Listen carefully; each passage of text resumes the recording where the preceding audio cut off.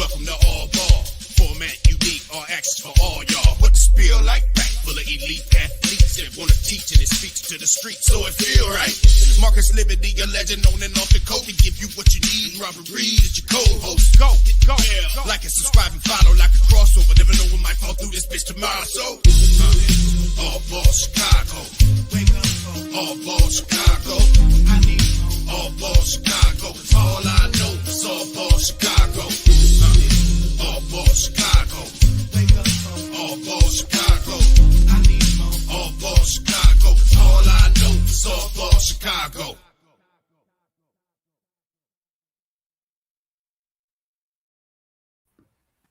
Welcome to another edition of All Ball Chicago. I'm your co-host, Robert Bobby Reed, and I got the legend, the NBA veteran, the McDonough All-American, your host, Marcus, living in the building. What's up, Marcus? What's up, my beautiful people? And we got a special guest in the building today. One of the Hall of Fame journalists from back in the days. He been covering the NBA. He been covering the NFL. He been covering sports for as long as anybody been covering sports. Give it up for Mr. David Aldridge, baby. Oh, man, I love the energy on this show, man. Thank y'all for having me. I really appreciate it. It's good to be here. I couldn't wait to do that, man. I couldn't sleep last night, Liv. I was practicing that, man. No doubt, man. And David, man, it's a pleasure to have you on our show, All Ball Chicago. Thank you, and we man. know you representing the DMV. You know, yes, sir. Maryland and Virginia area. So, but we always start off by saying, who put the rock in your hand? But we know you've been in the media for so long. So who put the pen and pad in your hand? Oh, man, that's a good question. I mean, it's a lot of different people. Like one of my high school English teachers was like the first person that said, you know, you write pretty well. You should think about, like, you ever thought about like journalism? And I was like, not really. You know, I mean, I thought about it a little bit, but you know, I really thought, fellas, I was going to be a history teacher. That was what I thought I was going to be. You know, like that's kind of what I liked, history, and I thought I was good at it. So I thought that's what I was going to be. But yeah, my high school teacher, Mr. Carroll, was one of the first to kind of like put that bug in my head. And then some other people, when I went to college in DC at American University, I had a couple of professors that were like really like pushing me towards it. So that, and then I started working at the school paper there, and I really just liked it. It really just was kind of, it flowed. It was natural to me. You know, it felt natural. Like I didn't feel out of place. I didn't feel like I was in over my head. I felt like I can do this, you know, like I know I can do this. So that really kind of got me going on that path.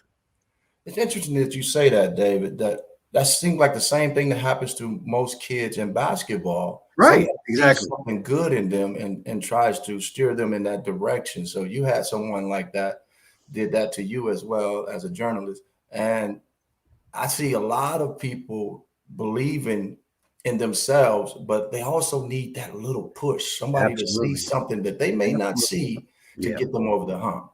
You need adults to believe in you. You know what I mean? Like when you're a kid and you have confidence, but it's not based on anything, right? Like it's just kind of natural confidence. But when an adult person takes the moment to say, hey, I see something in you, you know, there's something in you that you need to think about. You need to try to nurture and work on and get better at. And that can be a teacher. It can be a coach. You know, if you start playing at a young age and a coach says, man, you got something. You need to, you need to improve your left hand. You need to do better. You know, you need to know how to hit a curveball, whatever it is, you know, like if somebody believes in you, that kind of gets you going. And that's what happened to me. And I'm sure it's what happened to you. And it's what happened to everybody that kind of has some successes at some point, some adult, and it could be a parent too, believed in them, you know, and that gets you going. Yeah. I agree. Let's talk a little bit about basketball now. Sure. Right? Let's talk about the different eras, you know, and you covered both. You covered the Michael Jordan era. Yeah. You also covered the Kobe Bryant and LeBron James era. Yep. Do you think, because you hear this a lot, mm-hmm. could Michael Jordan play in this era? Vice versa. Could LeBron play in Yeah. in MJ's era. Yeah, yeah. So what's your take on that? I think, Marcus, you know this, great players could play in any era, right? If you're great, that's like saying Ali couldn't box now. Like, what are you talking about? Ali he can box in any era. Yeah, he can fight in any era. He's great, you know. So yeah, LeBron could have played back in the 80s because he was big and strong. He would have gotten used to the physicality and been able to deal it out. But as I've said to many people over the last couple of years, like Marcus, you know this. Can you imagine MJ with no hand check? Are you nuts? What are you? You know what I mean? Like with no hand check, that can just come down the lane and isn't going to get knocked on his ass. Come on, man! What are you talking about? Like the dude will be averaging like 40 a game. You know what I'm saying? So come on, it's just, he would be great in this era. He would dominate in this era. And the other thing that people always come back at me was he didn't shoot threes. Well, nobody shot threes back then, really. There was a couple guys, a couple cats. You know, Dale Ellis shot threes. You know, Dale Curry shot threes. But other than that, there just weren't many guys that did that regularly, right? Mm-hmm. So I think that we was taught different. You know, yeah, of course, we was taught the mid-range game. Exactly. You get to your spot and you go, you know, and that's your spot.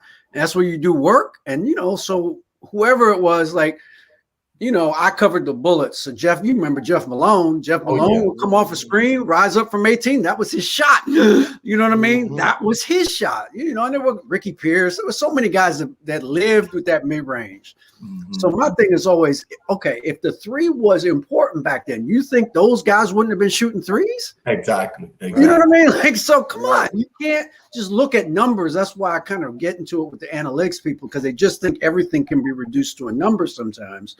Mm-hmm. And I tell them, you have to tell me what rules we're playing under. If we're playing under 80s rules, it's different than if we're playing under today's rules. It's just completely different. Right. Oh, man. It's interesting you say that too, man, because we get that a lot with kids, you know, that get so caught up in the analytics of the game that they forget the talent. You know, sometimes they talent will get them there, and then they get caught up with, they say, I need to shoot more threes, you know, and then they start trying to shoot threes when that's not their game. Not what they do. Right. You know, and I get so upset with that. You know, like LeBron James, I'm going to just take LeBron James for instance. I don't think LeBron James is a great three-point shooter. Right. But LeBron James is a hell of a skilled basketball player. Absolutely. You know, so a lot of people knock him. Well, he can't shoot. You know, this guy is what, third or second all time scoring. Right. Yeah. So I get confused with that, man. So what do you think about this generation, like with all the threes? Because we just talked a little bit about it, but do you think Steph Curry, because he makes it look so easy, he has a lot of people out there watching him thinking that they can just go out there and do it? Oh, sure. And I think Mark Jackson has talked about this, about how what he's trying to say is he thinks Steph in some ways has hurt the game because everybody thinks they can do what Steph does. And they can't. You know what I mean? Like, they can't. Steph is the guy. He's the guy. He's changed the game. You know, just like Elgin Baylor changed the game, just like Dr. J changed the game, like Michael changed the game, like LeBron and Kobe changed the game. Steph Curry's changed the game of basketball, because nobody was taking logo shots on the regular until he started doing it. Not at all. Now everybody tries to do it, you know, and so that's changed the game. But he makes his percentage of makes is so much more high, I think, than most guys that shoot regularly from that distance. And maybe, you know, Dame is there out there now. Maybe Trae Young will wind up being there, but there's still not too many cats that shoot like 40% on logo shots. You know, so Steph has changed the geometry of basketball, changed it forever. Wow.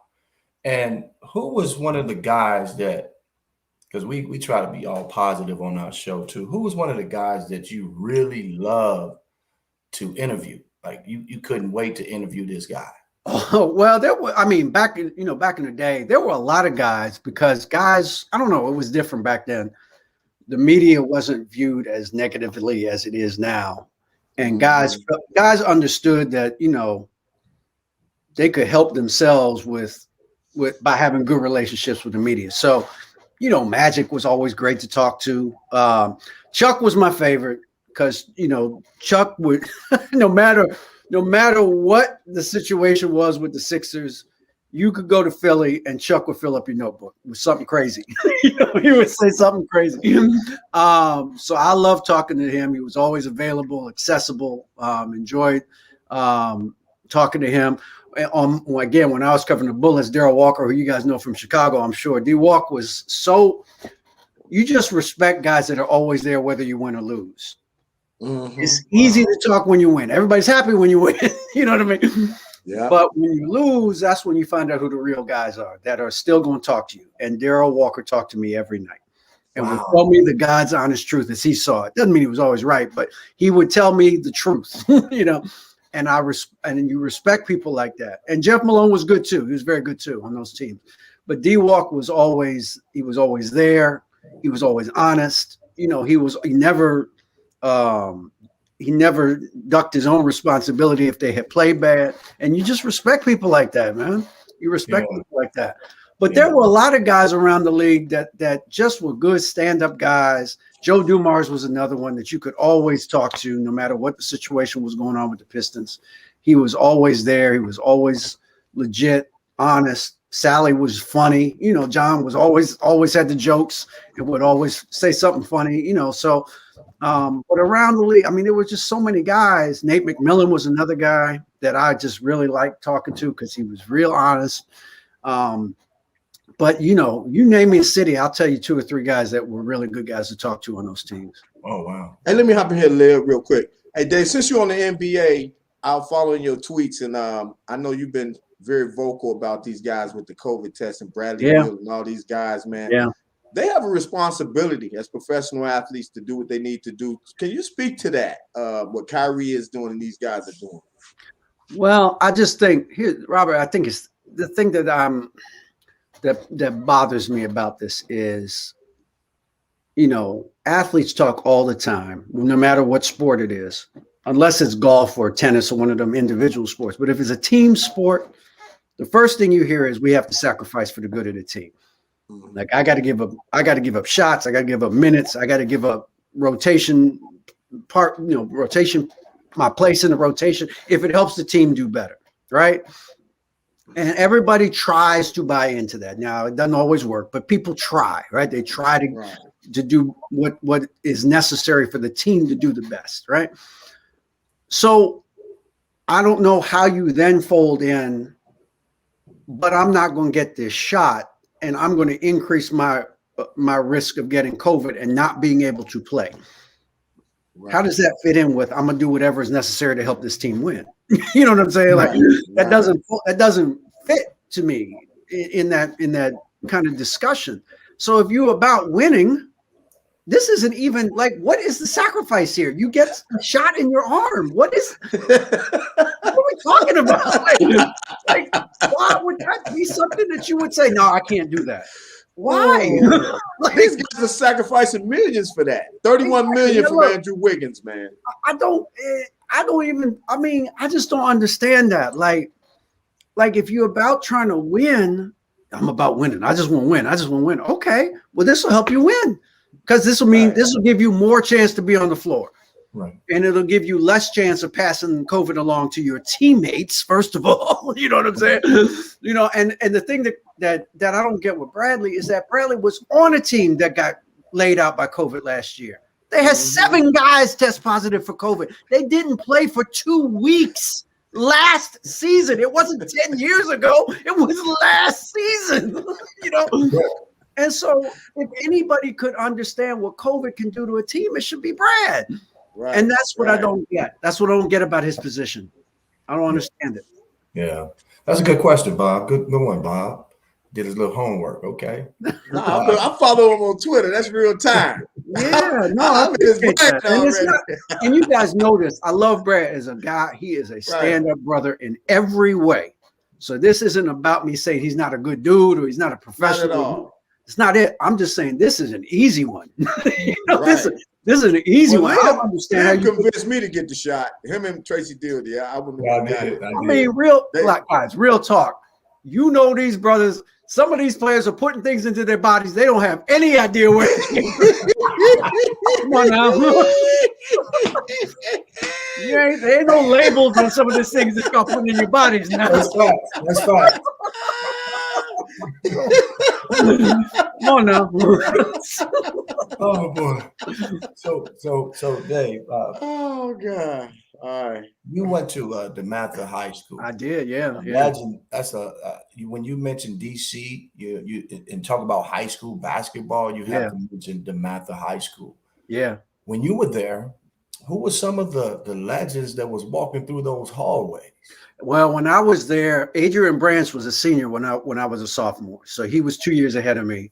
And, he went on to play at Maryland, play for the Lakers for a minute. So he was the best player on those teams. And then my year, there were guys these are guys that just, they weren't pros, but Benny Bolton played on the team, went and played at NC State. Quentin Jackson played at NC State. We had guys that they just went we had a lot of D1 guys. When I was a senior, Danny Ferry was a freshman. Okay. So Danny was the next guy, the next one to kind of come up to kind of get to the higher levels, right? So Danny was a few years behind me. And we just, it was just, the talent was there. The program was so, like, you just expected to win the championship every year. I can't even, it's just like, if you lost, you were like, what? How did we lose? We don't, you know what I mean? Like, and they just expected to roll that way, and they did. Every year I was there, we won the city title, and we played against some good teams. We played against Dunbar one year when they had Anthony Jones, who wound up playing at Georgetown and UNLV. We played some good teams. We played Spingarn actually beat us. I don't know. Now this is back in the day. Sherman Douglas was on that team, and Earl Jones, who wound up getting drafted #1 by the Lakers, was on that team. So Spingarn was the only team in my era that beat us, and they had, Sherman was great, as you guys know, wound up playing in the NBA for many years. Yeah. Sherman Douglas. And who was that one guy or players that you felt culturally changed the game a little bit? They came in rough and they stayed rough, but they still captivated some of the other side, people. AI's at the top of the list to me. Allen's at the top of that list because Allen never changed who he was and made everybody, I won't say conform, but everybody emulate him. Like, he didn't try to fit in. I'm gonna cut my hair, I'm gonna wear a suit. He just did, for a lot of different reasons. Wasn't gonna do that. Allen stayed true to who he was. And everybody came to him, you know what I mean? And so there's no question in my mind that after MJ and Kobe, Allen was the most important player of these last 25, 30 years because of his skill level, of his talent, but also young guys emulated him. Young guys started wearing braids, they started getting inked up. That's all because of Allen. That's Allen. Right. Yeah. He did all of that. And was an MVP and got his team to the finals. So he won on the court as well, was successful on the court. So there's no question to me, culturally, Allen had a huge impact on these last 20 years of guys in the league. Wow, it's interesting you say that again, man. Because look, I want you to check this out. Check this out. First of all, I want to thank you. You gave me respect, man. I always appreciated that. Get respect, you get it. Absolutely. Yeah. Allen and I always had a good relationship, and I didn't always agree. And obviously Allen made mistakes. We all know what some of them are. And sometimes you had to just like with Bradley, sometimes you disagree with what a guy does. You have to say it. You have to write it to be true to yourself and what you do for a living. But he never took it personally. He understood, so we always had a good relationship, always. Whether I was at ESPN when we started, and I did a story on him like a month into his pro career, like for ESPN. And we would go up there, once or twice a year because he was a big star, immediately. And then when I went to Turner, it was the same thing. Like, we always and we come from different places. You know what I'm saying? Like you know, we come up, we have different backgrounds, we have different influences on our lives, but I respected him and he respected me, and I always appreciated that. Yeah, David, he was definitely one of my favorite players to watch, you know, when he was playing in the NBA and at Georgetown. Yeah, no question. And I give John should get all the credit for that. You know, when AI says John saved his life, he's not kidding. Like, that's not hyperbole. Like, John saved his life. Like, you would not have survived if John hadn't intervened, you know. So, and I'm assuming you saw him coming through the high school. Because sure. We all knew who Allen was. Oh yeah. You know, like that area, Tidewater down in, you know, Newport News area. A lot of guys came from there. You know, Alonzo came from. There's a lot of guys that came from Newport News area. So we always were aware. Even, you know, it's not like that's not really the DMV, but we knew. We always kept an eye on who was coming up out of that part of Virginia, southeast Virginia, and he was the guy. You know, like everybody knew who AI was. Like he was going to be a big star. And you guys know, I'm sure he was a better football player than he was a basketball player. That's what I heard. Like, dude was like a ridiculous quarterback. You know what I mean? He would have been like a read option guy like you see now. He was doing that 30 years ago. You know, like, yeah, he would have been an insanely good football player if he had stuck with that. We got a question right here, Dave. I want to show it to you. And, sure. Can you read that, Bob? Yep.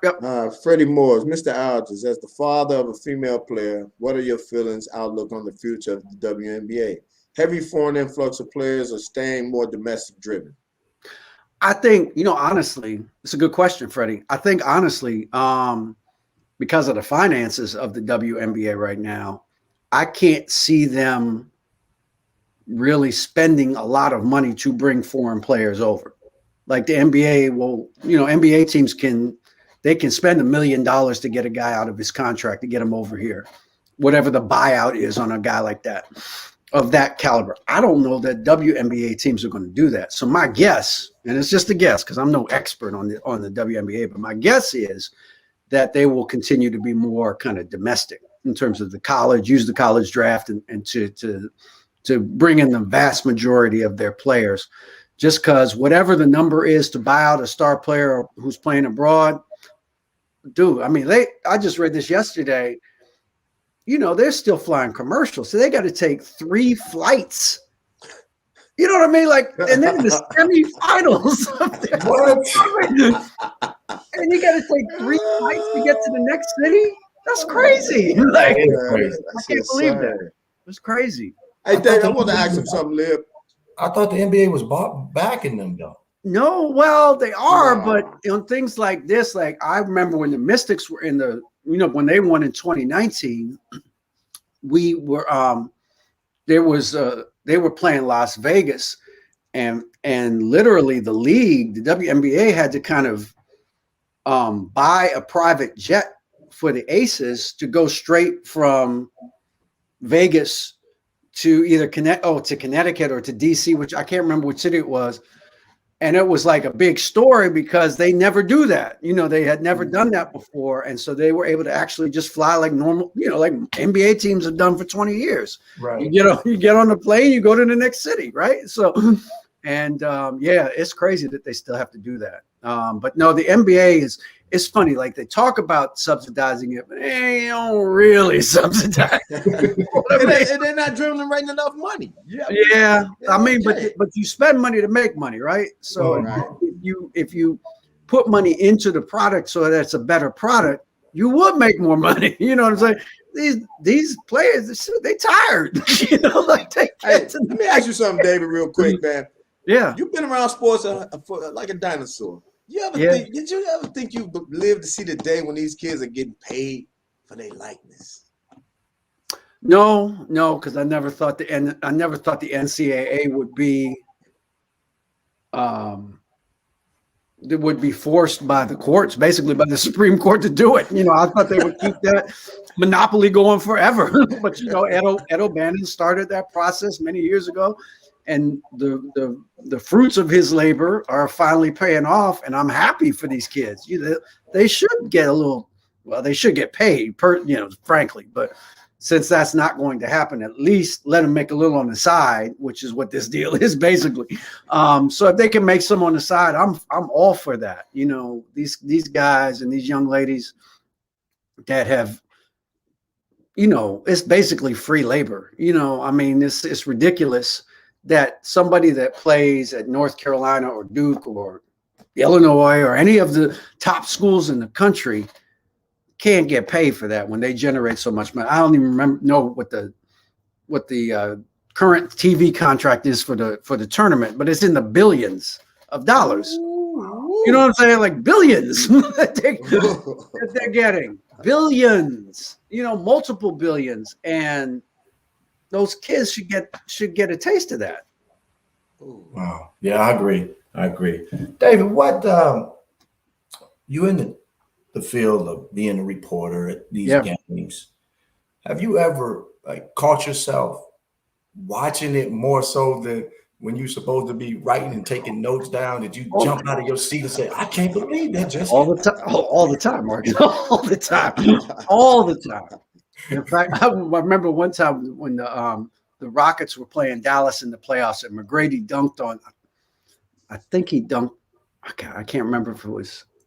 Can't remember who it was for Dallas, but McGrady dunked on somebody so hard that I screamed. Was it Sean Bradley? It was Sean Bradley. That's who it was. That's exactly who it was. So he dunked on Sean Bradley so hard that I screamed in my seat. My producer was like, "You can't do that."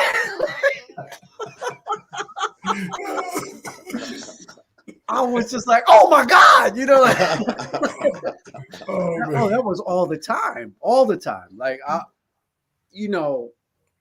because what guys could do athletically, that's why I love doing what I did for so long, because you still could get excited. I could still get excited watching somebody do something I hadn't seen before, so it happened all the time.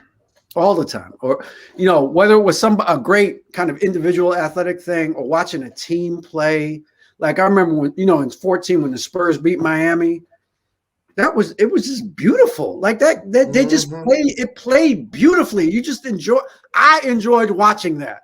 Watching the ball move, bop, bop, bop, bop, bop, bop to the next guy, and everybody, and they were all making shots and Ginobili dunking on people. And that was just like, man, that was sensational.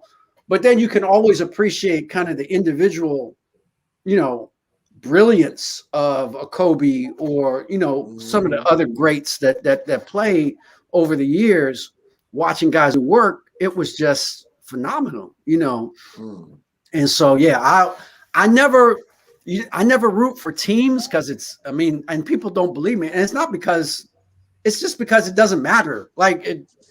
It doesn't matter. I still have to work. You know what I mean? Like, no matter which team wins, I still have to work. So it doesn't matter. But I could appreciate Dame. Dame is my favorite player in the league right now. Oh, I love watching Dame play. I love watching Dame play. He's just phenomenal. I like him too. I like. Yeah. So to be able to appreciate a guy like that can just be so dominant at his size. But I always got a soft spot for the big guys too, because I think the big guys get overlooked in this era, especially because Wes Unseld was the coach for the Bullets when I covered, and I would talk to Wes a lot about him playing back in the day against Willis Reed and Nate Thurman and Bill Russell and Chamberlain and all those guys. And those guys built the league. You know what I mean? So I want them to they should always be honored. And sometimes I worry that with the game going so small and going.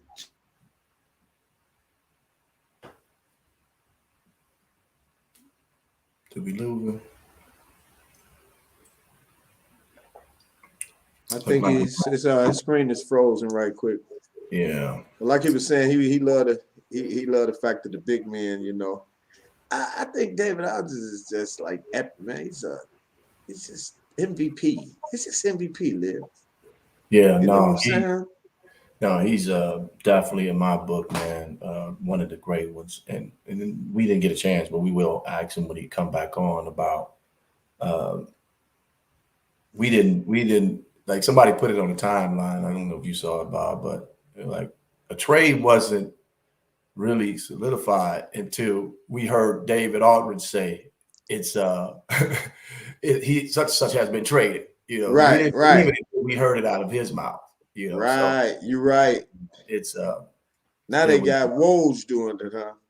yeah. So hopefully, he'll come back and join us if he can. But we had him for a while, so it was good to have him, come on the Well, show. actually, man, I want somebody to come over here and pinch me because I've been watching this dude on TV forever.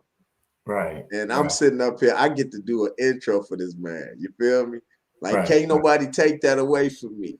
No, no, man. I mean, You we, know what I'm saying, it's Friday, man, and I'm definitely excited that we had him to come on and talk about basketball. I wanted to touch a little bit about He'll be back. He'll be back. Chicago too. I want him to touch on some of the Chicago guys that he covered throughout the NBA. Yep, here he comes now. So we want to talk a little bit about that. So here he is. Sorry about that, fellas. I don't know what happened. That's all right. That's all right. It happens, man, to the best of us, man. That Bob, we kept it going. We kept it going. So, Oh yeah.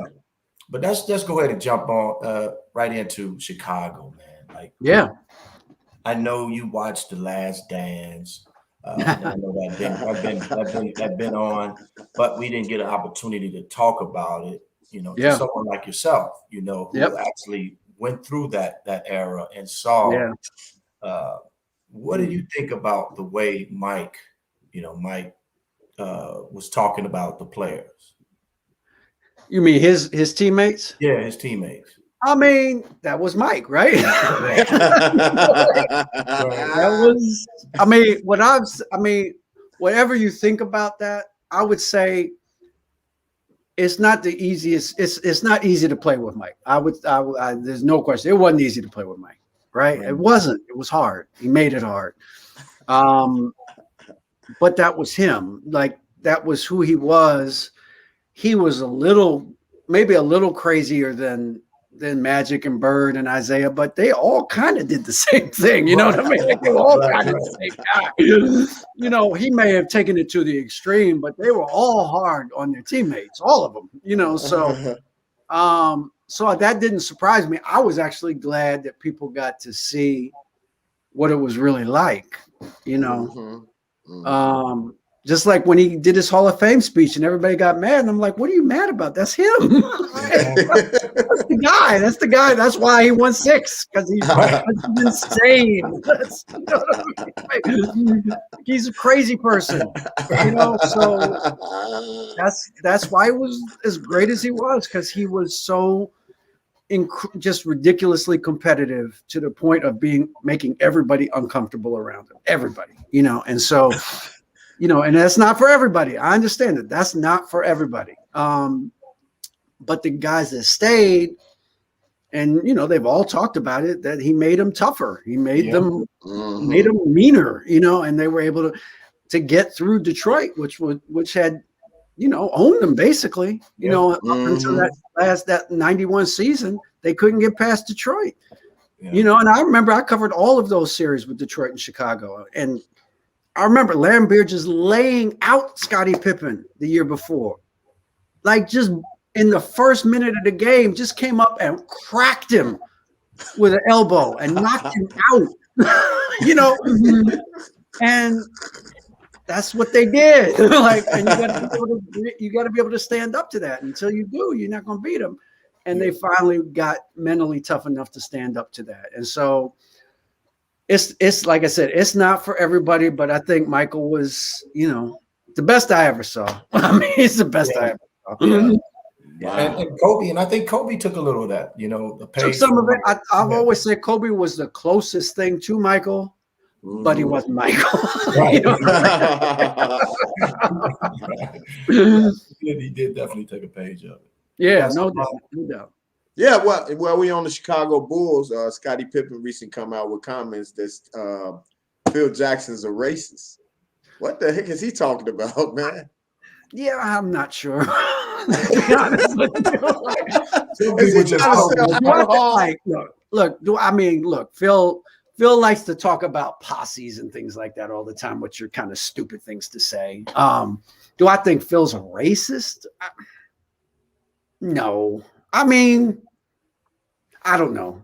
I would say he may be insensitive to some things in the way he talks, especially about the modern players today. Like, Mhm. you with LeBron, like, to me, I think LeBron is one of the most incredible success stories of all time. You know what I mean? Right. Like, you know what I'm saying? Like, this dude, like, and there's this, none of his guys getting any trouble. You know what I mean? Like, you never hear about any of his crew getting into any kind of trouble. You know what I mean? So Right. they all fly right. They all do the right things. They tried, they build up a business on their own. Mavericks built a business. Rich Paul has become a big time agent. Now it all flows from LeBron. We all understand that, but they were able to take that and make something for themselves out of that. You know what I mean? And so Right. I think he should be commended. They should be commended. Mhm. So for Phil to dismiss them as his posse, it just sounds stupid. You know what I mean? Like, it's not. Right. Yeah. They're not just sitting at his apartment eating his food. You know what I mean? Like, they're doing something with the opportunity they have. I used to always say this about Gary Payton. Gary had guys that Gary helped financially. Those guys built businesses. Those guys became contributing members of their communities. And so that's a good thing. That's a great thing, as a matter of fact, Right. that they were able to take what he gave them and make something for themselves. I think it's tremendous. Yeah. Yeah. Mhm. Now let's talk about last year a little bit, the NBA. Yeah. Before the season started last year, we know we went through the COVID, protocol and all that, and then they ended up having a season this past season. Did you think when you saw it, the beginning of the season's kickoff, that Milwaukee will be the team cutting down the Nets and getting the championship? Nope. Did not. Who was that team? I thought it would be Brooklyn. I thought Brooklyn was going to be too much to overcome. Just too much. There's just too much firepower there. You know what I mean? Like this, like you can't. There's no way you can stop them all. You probably can't stop 2/3 of them. You know what I mean? So, like, even if you threw all your resources at trying to stop KD, Kyrie would kill you, Harden would kill you, and vice versa, right? So you just couldn't stop them all. You can't double team everybody, right? You know what I mean? So, so I thought they would be, and I still believe if they hadn't gotten to the injuries, they would have been in the finals, but they did, and you can't. I'm not dismissing. Milwaukee gets all the credit. They played who was on the schedule. You know what I mean? That's all you can do. They played a team that was on the schedule, and they beat everybody, so they get props for winning the championship. But I thought last year Brooklyn was the team to beat. I think going into this year, Brooklyn's the team to beat, just because they've got so much. You think they're gonna beat the Lakers? Yes, if they get there. I said that too. Yeah, I think they'll beat the Lakers too. I ain't got Braun this year, man. I'll tell you why, because I think the Lakers could definitely get to the finals, because I think old guys know how to play. Well, old guys is just about staying healthy. If they can stay healthy, they will do well in the playoffs because they know how to play. But the problem is staying healthy and getting through those 82 games. But if they got to the finals, if you just line them up, again, it's the same problem everybody else does. How do the Lakers stop all of that? You know what I mean? Like, how do they stop all those guys? You can't guard KD. You just can't. There's nothing you can do but hope he misses. He's unguardable.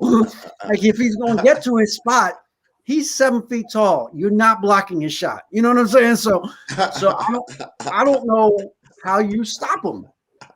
So we'll see, though. I could be wrong. A couple of our listeners, they are writing on our timeline. No way the Lakers will beat Brooklyn in six games. AD will be the MVP this season.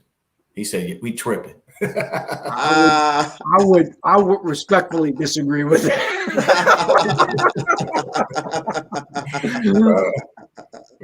I mean, the Lakers are nice. They got a nice No, squad. they're good. I think Yeah. Russell will help them actually, Yeah. because Russ plays hard all the time. Yeah. One thing you can bet is that Russ going to bring it every night, and it's a lot that of people. will help LeBron, I think, get through the season. Yeah, it's a lot of people, David, that they always want to throw this out there. You know, Michael Jordan is better than LeBron. LeBron is better than, you know, MJ. You know, it's so many. I just say, and you probably agree with this. That's what we saw. Dominate. Mike wants to take that last shot, you know, and then vice versa. People will talk about LeBron and say, well, he won't take that last shot. He'll make that correct pass to the guy wide open in the corner. Yeah. So what do you think about that? Like when people start talking about the GOAT, you know, the GOAT in our yeah. Well, I mean, it's nuanced, and people don't like to talk about nuance and subtlety these days. But you can't. It's not a cut and dried thing. Number one, again, the rules are completely different than they were 30 years ago. So you can't compare unless you tell me we're all going to play by the same amount of rules, the same kind of rules. Then I can guess who I think might be best. But again, are we playing 80s rules? Are we playing today's rules? Are we playing 60s rules? You know what I mean? Like, so, like, I didn't see Wilt play. All I can do is look at the numbers in the book, which are just insane. You know what I mean? Like, like if it was easy to do, somebody else would average 50 a game. But they didn't. He did. So he must have been much greater than everybody else that ever played in that era, right? So to me, it's impossible to compare because the games are so different now. And you're right. LeBron's a pass first guy, and Mike's a shoot first guy. They're different, you know, so it's not an apples to apples comparison. If you're asking me the question, my answer has been, again, Michael Jordan's the best I ever saw, and it's not particularly close to me. To me. Right. You say it's not close? I don't think it's close. Not to me. Not to me. Michael is, again, I didn't see Wilt play. I didn't see Bill Russell play. I can only go by what people who did see them tell me. But among the players I've seen, he's the best I've ever seen. You know, LeBron is in the discussion. We can have a discussion about it. I can tell you why I think Michael's better than LeBron, even though it's, a kind of silly comparison because, again, they're completely different players. But I think Michael's better than LeBron. I think Michael's better than Kobe. He's just better, to me. I think, and it's not just the physical gifts, which are substantial. The mental toughness that he had was just, I've never seen anybody like that had the will he had. Nobody I've ever seen had the will that he had. I just can't even describe it. You just had to kind of see it. You saw it. I mean, you saw, you know, how, and again, it's not about stats, because I tell people all the time, I saw lots of games where Michael was 9 of 22 from the floor. Lots of them, you know, but he still impacted those games more than anybody I've ever seen has impacted games night in and night out. And I think also, David, that we had Randy Brown on our show, and Randy Brown was talking about, man, our practices with Mike was harder than the game. Yeah. That's what I'm saying. Like, Mike brought it. You know, he had a standard that he demanded everybody uphold, and when they didn't, as you saw with in The Last Dance with my man Burrell. Poor Burrell, you know, like he killed him. You know, and he drove guys. Look, you guys know Dennis Hobson was a great college player. He's a third pick in the draft, you know. And he got to Chicago, and Mike killed him. He just ran him out of town. You know, like, and that's what Horace Grant said. Horace Grant said he'll ride you out the league. I didn't know exactly. You know, and it was different back then because there wasn't as much social media. Because, you know, Mike would have, if there had been social media back then, Mike would have gotten dinged up a little bit. I'll just put it that way. Yeah. You know, didn't have to worry about that. Right. But there wasn't, so he didn't have to worry about it. Oh, Right. boy. So do you think if Mike wouldn't have retired, how many championships you would think he would have had? Well, I agree with Steve Kerr has said this, and I agree with him. I don't think there's any way they would. I think they were done after the first one, and they were certainly done after the second three-peat. I don't think they had anything left. You know, I think Mike would have. I don't know if he would have.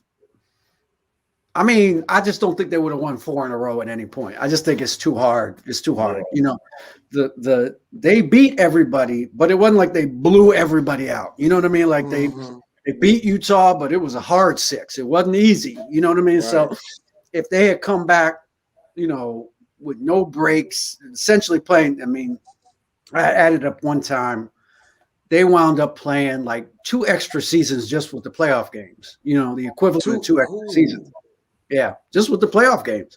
And that catches up with you after a while. I don't care who you are. Just physically, you break down, you get hurt, you know. And so I think they would have had some breakdowns, whether it was Michael or Scotty or, you know, one of the key guys, I think would have broken down. So that's why I think the break actually helped them a lot. Yeah. Who you think should be mentioned as a role model, you know, for our young generation now? I mean, I would think LeBron James would be yeah, of course. Yeah, I would definitely say LeBron. I mean, again, LeBron has, when you look at everything, like LeBron's one of the few guys that's actually lived up to the hype, right? Like he came out, he was on the cover of Sports Illustrated when he was 16 and all that. I remember this like it was yesterday. So I was, you know, we do draft previews and stuff like that. So this would have been like 2000 or 2001, right? And I don't think he'll mind me telling this story. So I was talking to Joe Dumars, who was in Detroit at the time. He's the GM. And, you know, I was asking him about some draft prospect, some guy that was going to be at the top of the draft or high in the 2000 or 2001 draft. And I remember him saying, David, none of this matters. The best player in the world is a 15-year-old kid in Akron, Ohio. Wow. And I said, what? What? What do you mean? And he said, the best player in the world is a sophomore at this high school in Akron, Ohio. What? And I said, and I literally said, who are you talking about? He said, LeBron James is better than anybody in the league right now. And I was like, what? What are you talking about? And he told me about it. And that's the first time I heard LeBron. It's the first time Joe Dumars told me, you know? And so, yeah. And so, yeah, he's lived up to all of it. All of it. He really has. On and off. And went further with it.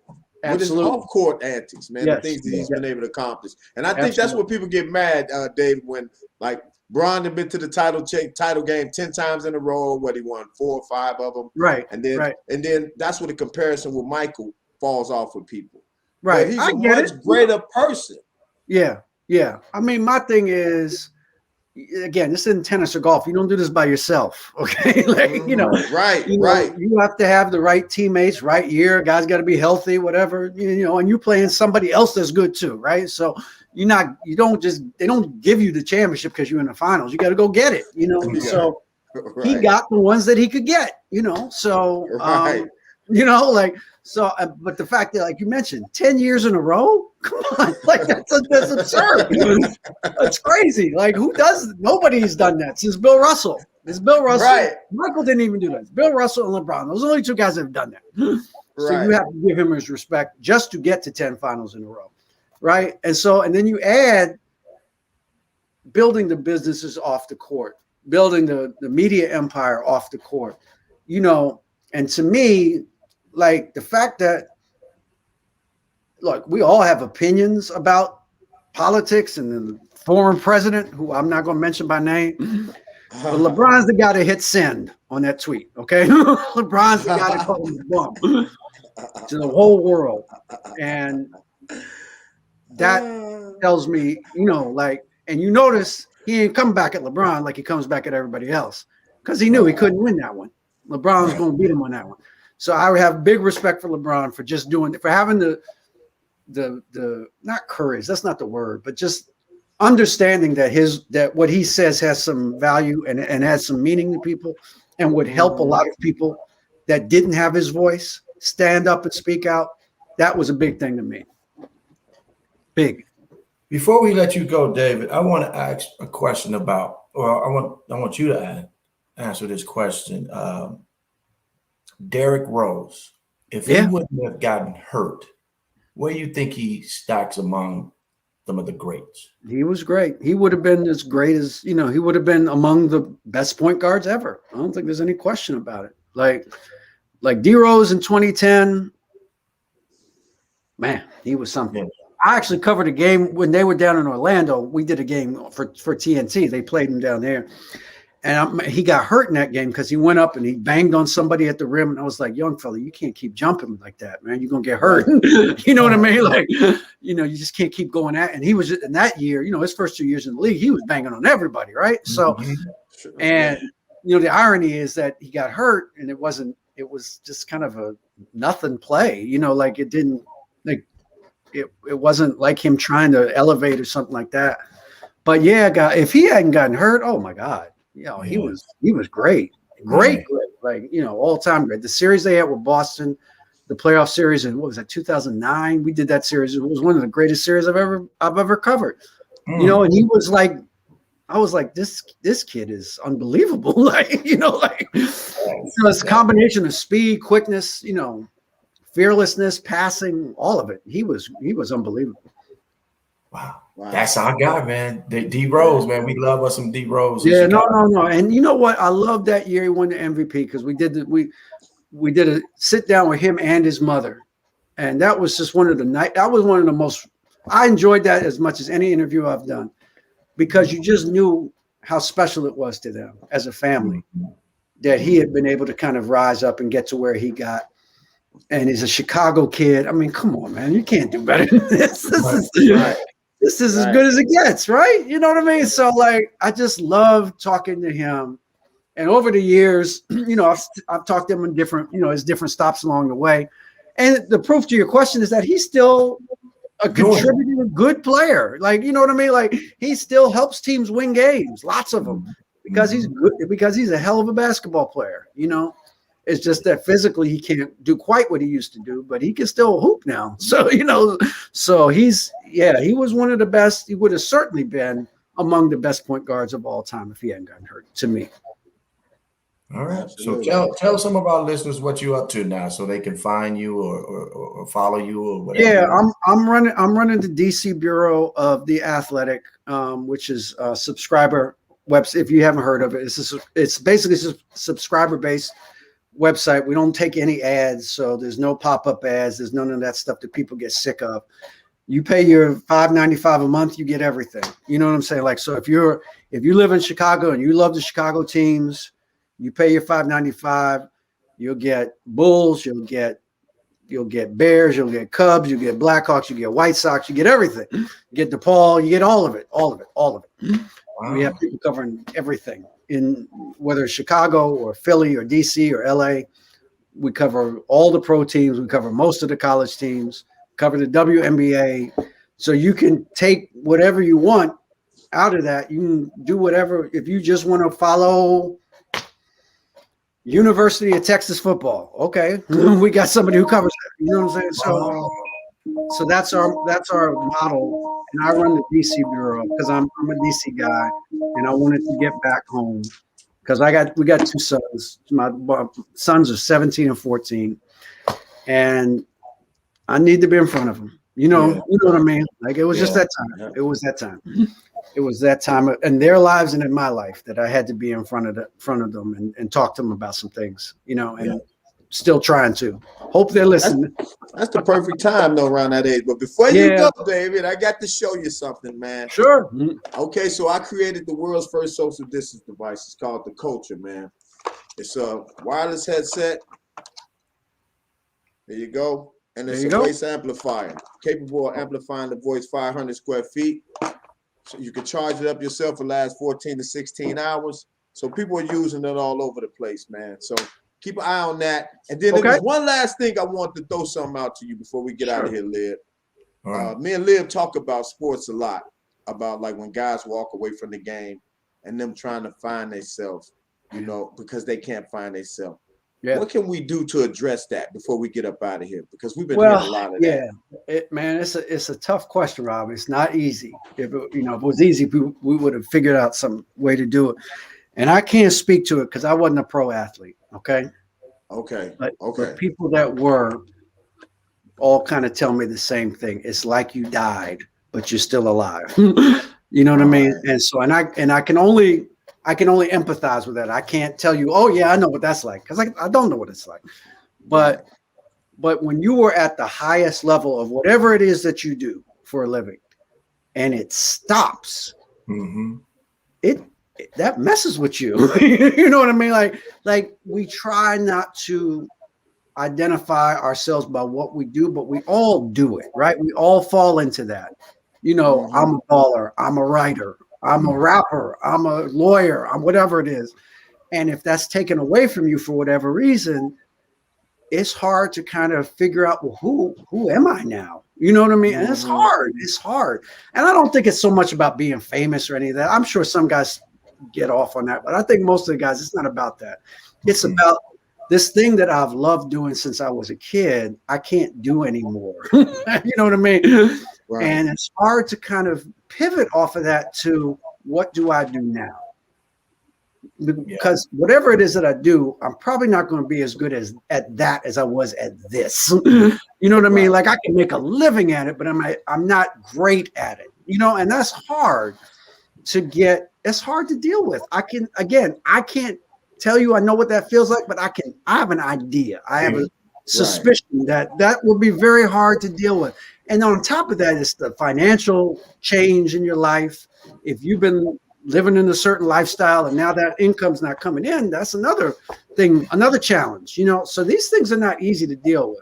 I do think that the NBA has done a better job. I'll say this, the union, I think, is doing a much better job the last few years of kind of trying to get guys to understand that when their careers end, that doesn't mean they do, you know, that they have value and they have to find other things, other avenues where they can kind of, whether they want to compete or not, or whether they want to make money, they can do some of those things in different areas. But again, it's a mental health thing too. I mean, it's just really hard to make that adjustment to being, and you guys will know this because I think I'm older than both of you, but I may not be, but I think I am. As you get older, this starts to happen. You know what I mean? It starts to happen, and you have to kind of like it's hard to deal with. Like you're used to a certain living in a certain reality of yours, and then that reality changes for whatever reason, and it's hard to deal with it. It's hard to deal with change of that magnitude. So, you know, but for ballers especially, it's really, really difficult, I think, and it's not easy. And I would never, you know, pretend like I know what it's like or that come on, just buck up. No. This is something that takes a minute to get past, to find something else that you're passionate about that gets you going. And it's hard. Yes. I agree, man. David, man, we appreciate you coming on our show today. It was a great one. We always try to get some good people, reputable and knowledgeable, to share some information with our listeners. But we want to know, before you go, what podcast? Yes, what's the #1 podcast, baby?